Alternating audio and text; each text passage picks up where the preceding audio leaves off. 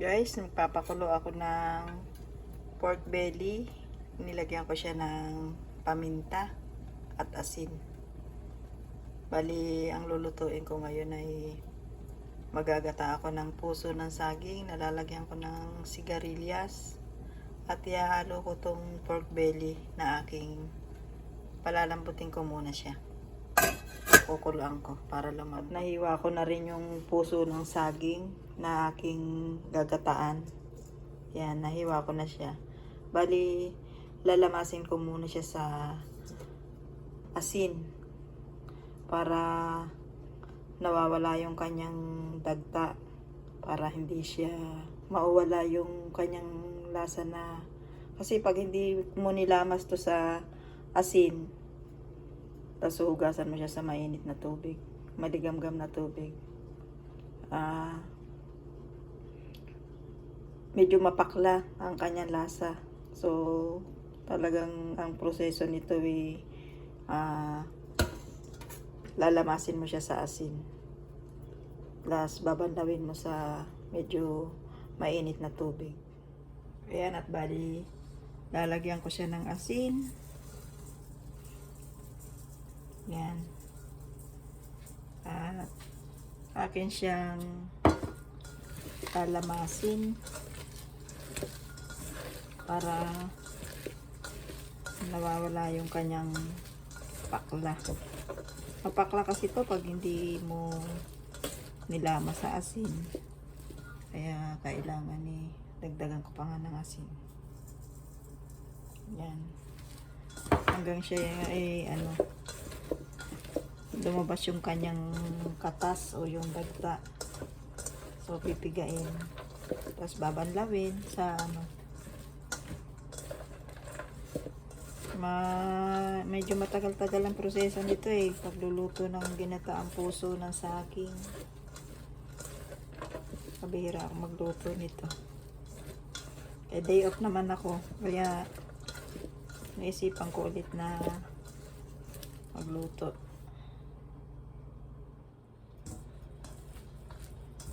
Ayan guys, at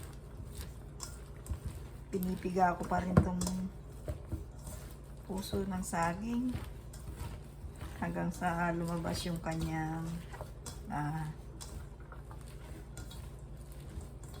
katas. Eto. Yan. Yan. Talagang nako,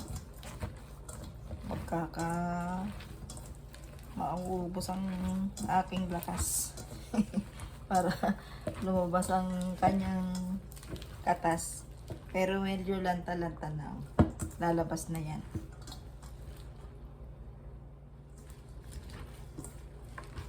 Ay, trabaho to Kaya hindi to pwede na magluluto ako pag may pasok at may trabaho to Pero subukan nyo guys, masarap siya. Isda, haluan mo siya na pwede rin ang halo dito dilis. Pwede rin naman ang yung tinapa. Ihimayin mo yung tinapa. Tsaka mo piprituhin muna para nababawasan din yung lansa. Ngayon nagpalambot ako ng pork belly. Yun ang naisipan kong ihahalo. Ayun guys, tingnan nyo. Pakita ko sa inyo ha. Yan. Labas na ang kanyang yan. Kailangan ganyan. Yan. Pipiga-pigain mo pa hanggang sa lalabas na yung kanyang yan. Papakla to yan nakikita nyo ba? Papakla kasi to. Yan. Yan. Tatanggalin ko yan. Pipigain ko. Tapos hugasan ko. Yan. At pipigain ko. Yan, oh. Ang daming katas. Yan. Yan yung kailangan na, ano, natatanggal sa puso ng saging para hindi mapakla pag naluto. Yan. Yan.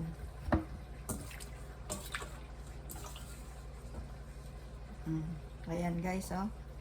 Oh, hindi ko pa yan nilagyan ng tubig, pero ayan yung kanyang katas. Yan. Bali, yan, bali, hugasan ko ulit siya dito.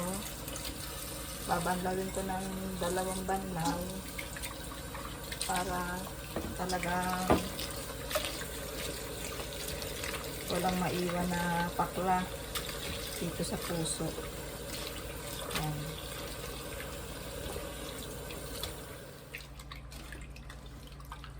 Ayan. Talagang pigang-piga. Ayan.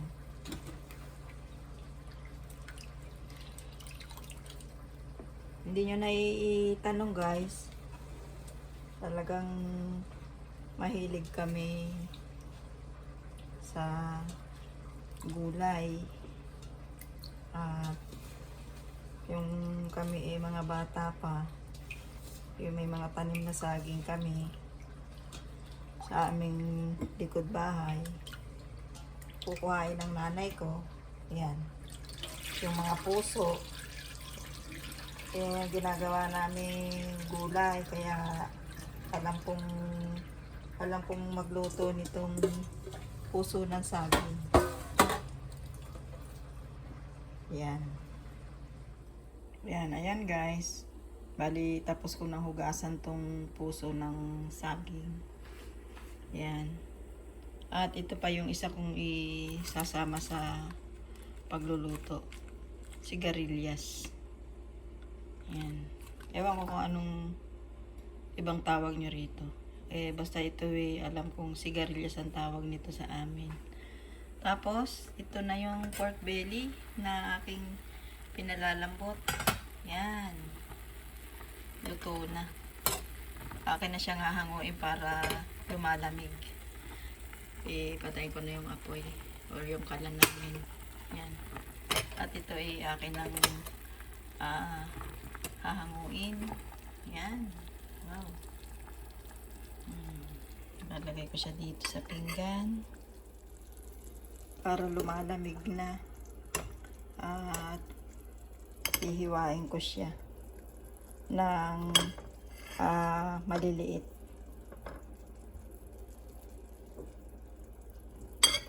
Tsaka ko piprito para lumalabas yung kanyang sariling mantika. Yan. Yan.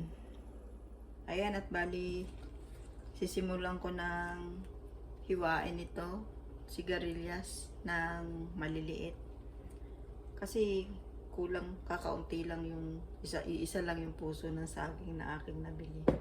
Kaya hahaluan ko siya nitong sigarilyas. Ayan guys. Ayan. Tanggalin ko muna yung ganito, mga magkabilang dulo. Ayan. At ihiwain ko siya ng okay na yung mga ganito kaliliit. Yan. At masarap din to pagka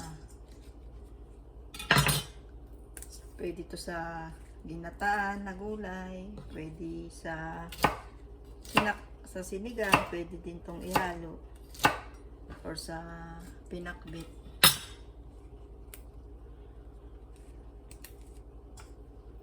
Yan. Yung mga anak ko naman sanay kumain ng gulay. Kaya hindi sila mahirap pakainin pagka ganito ang ulam namin. Sinanay ko sila na mga bata pa kakain ng gulay. Ayan guys, bali tapos ko ng hiwain ng maliliit itong sigarilyas. Bali maghihiwa naman ako ng sibuyas, bawang, tsaka luya. Ay hindi ko to ilalahat, konti lang ang aking gagamitin.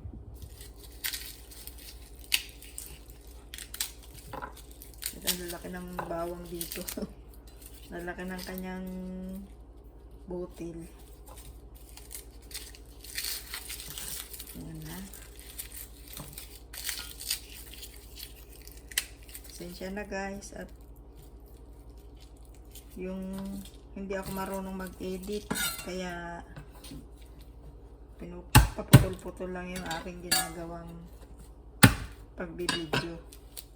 Kaya madalas kong ginagawa, bali inuuna ko na munang i-ready itong mga sangkap para hindi ako mahirapang mag-video ng mahaba kasi hindi ako marunong mag-edit. Kaya kadalasan piniprepare ko muna itong mga aking gagamitin bago ako mag-start. Bali hiwain ko na muna itong bawang,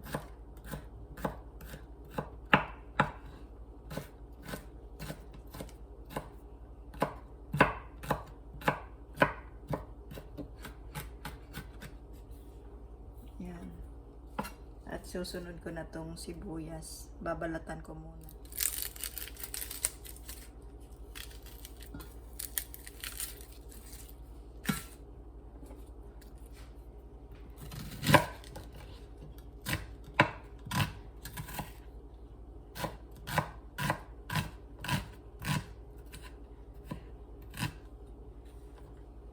Ayan, at bali tapos ko nang hiwain tong luya, bawang at sibuyas. Ayan. Isusunod ko na itong pork belly. Hihiwain ko siya ng maliliit. Ayan. At ito'y aking ipiprito hanggang sa lumabas yung kanyang sariling mantika.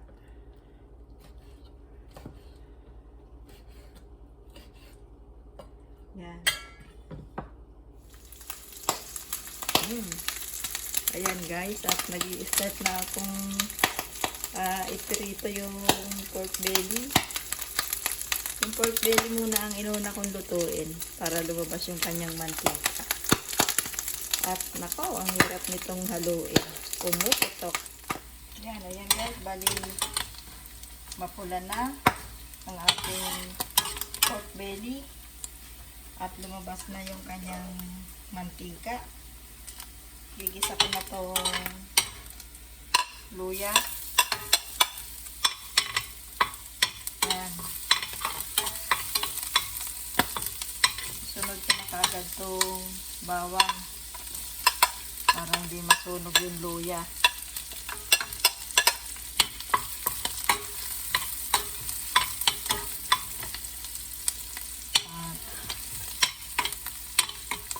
Kanina pa ito nagpipilan-sikan.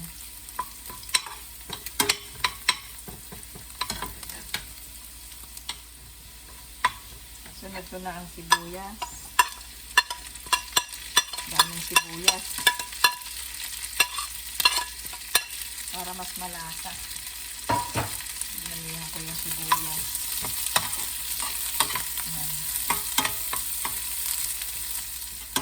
Yan. At ihahalo ko na itong naprito ko na pork belly. Ihahalo ko na sa sibuyas at bawang para kumakapit na yung lasa ng sibuyas at bawang sa luya. At syempre, hindi mawawala ang aking laging gamit na paminta or ground pepper. Siyempre, ang aking pampalasa sa aking mga niluluto. At ilalagay ko na itong puso ng saging. Yan.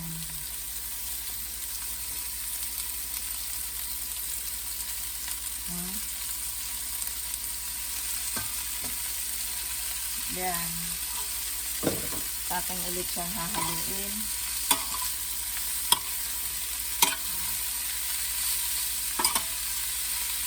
At gigisa-gisahin.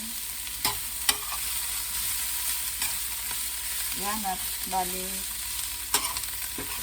gisang-gisa na yung puso ng saging sa ating mga sangkap. Ilalagyan naman natin ng siyempre ito, gata. Excuse me guys. Excuse me. Bubuhusan ko ng lahati. Yan. At mamaya na itong kalahati. At yung hahaluin.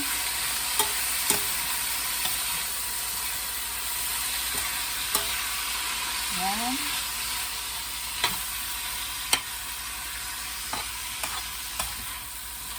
Bali, lalagyan ko siya ng konting tubig.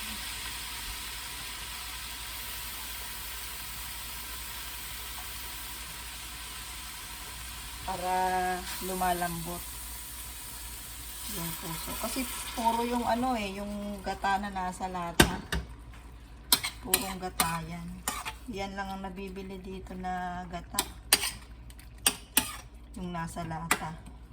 Yan. Kaya kailangan ko siyang lagyan ng tubig para lumalambot. Medyo matagal lutuin tong puso ng saging. Yan. At lalagyan ko na siya ng timpla na asin.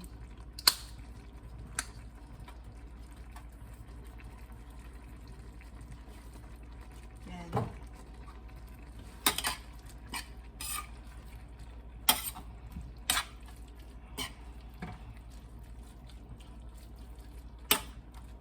Yan. At hahayaan ko lang siyang kumulo para lumambot. Kaya tatakpan ko muna. Ayan guys, at akin na ulit na i-check itong aking niluluto na ginataang puso ng saging. Ito. Yan.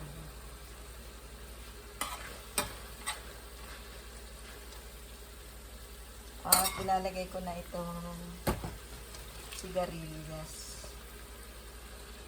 Sigarilyas at mani. Kanta sa bahay kubo. Sitaw, bataw, at saka patanin. Wow, daming gulay. Sabi, masarap to guys. Kaya lagi kong niluluto. Pagka nakatsyempo ako ng magandang puso ng saging doon sa grocery na amin namimilihan.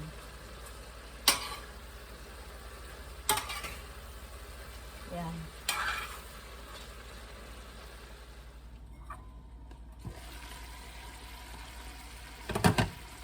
Ayan guys. Check na natin itong aking niluluto na gulay na puso ng saging na nilagyan ko ng sigarilyas. At ilalagay ko na itong matitirang gata. Yan. Wow.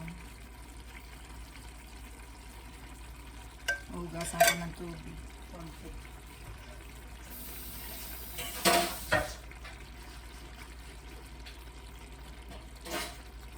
Yan. At sayang. Mahalang gata dito sa amin. Yan. Para mas lumambot pa yung gulay. At masarap naman dito eh. Talagang lutong-luto yung puso ng saging tsaka sigarilyas. Oh? Ang lapit ng sabaw.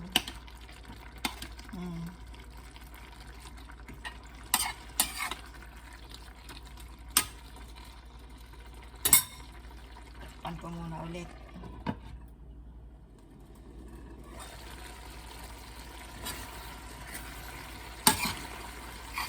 Yan guys, luto na ang ating ulam na ginataang puso ng saging na may sigarilyas.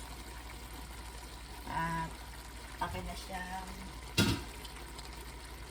titikman. At meron na ako nakareading kanin. Yan. Ayan ko ng sabaw. Yan.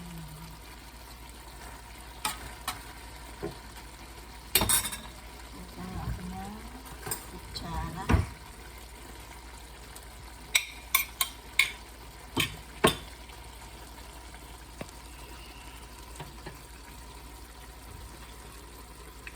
Tignan natin guys.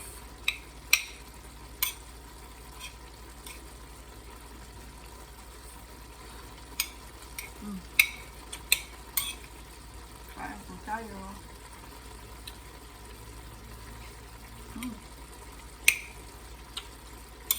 Sarap.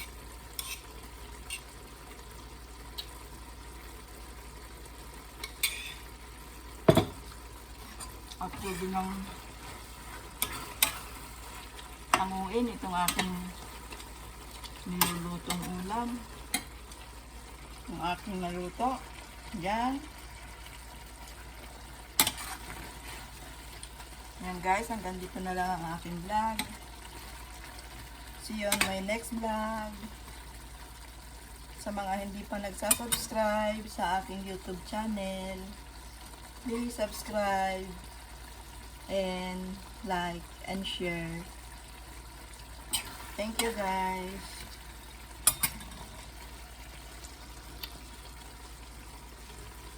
Thank you for watching.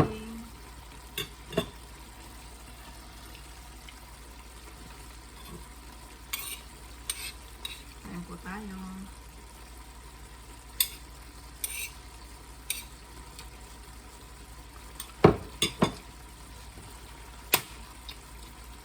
Bye-bye po.